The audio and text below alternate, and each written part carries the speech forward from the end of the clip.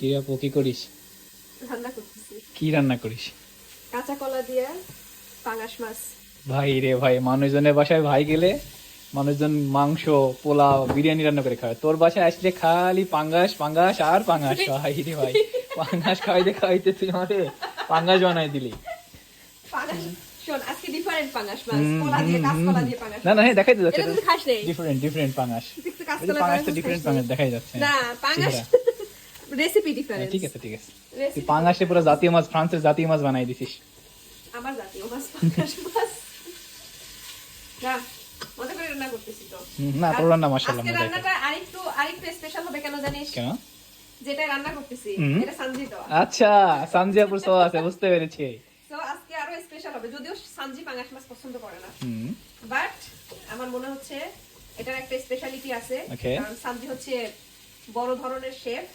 ঠিক আছে, তার মানে খেয়ে দেখতে হবে। যেহেতু রান্না করতেছি, রান্নাটা মানে খুব টেস্ট হবে। ঠিক আছে, খেয়ে দেখতে হবে তাইলে যে কেমন হয়েছে রান্না। দেখ কলাটা, দেখ কি সুন্দর দেখা যাচ্ছে, দেখ একটু হলুদ আর লবণ দিয়ে হালকা সিদ্ধ করে নিছিলাম, আমি সিদ্ধ বলতে ভাপায় নিছিলাম আর কি। কারণ এটা কষায় দেখতে সুন্দর তারপরে লাগতেছে। আমি মাছটা দিয়ে দিব। ওকে, রেসিপি শিখে রাখ। আমি ভবিষ্যতে আমি রান্না আলহামদুলিল্লাহ করতে অনেক ভালো রান্না পারি, সমস্যা নাই। আর বিয়ে করলে এমন কাউকে করিস যে পাঙাশ মাছ খায়। আচ্ছা ঠিক আছে, কেন তোর বাসায় আসলে তুই পাঁচ কিছু খাইতে পারবি না? Yes. আয় হায়, তো ভবিষ্যতের চিন্তা করে সমস্যা নেই এমন ভাই, কাউকে পটাবি, আগেই বলে নিবি এটা ডিল, যে পাঙাশ মাছ খাওয়া লাগবে। সমস্যা নাই। আমি যখন তোর বাসায় আসবো, বউরে নিয়ে আমি রান্না করে নিয়ে আসবো, যাতে তোরেও খাওয়াইতে পারি, সমস্যা নাই। সুস্বাদু মনে হচ্ছে। আর আমি এখন এই যে স্পেশাল এই জিনিসটা দিয়ে দিব, এটা দেওয়ার পরে রান্নার স্বাদ আরো 10 গুণ বেড়ে যাবে।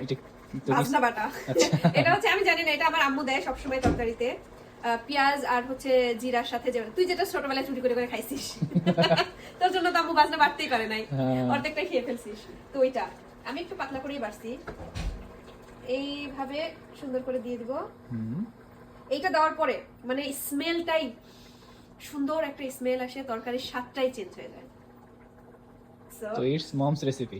ইয়া, ইটস মমস রেসিপি। সো এই হচ্ছে আমার পাঙাশ মাছের ফাইনাল লুক। একটু পরে আমি এটাকে নামাই ফেলবো। So thank you so much to watching my video. আল্লাহ হাফেজ।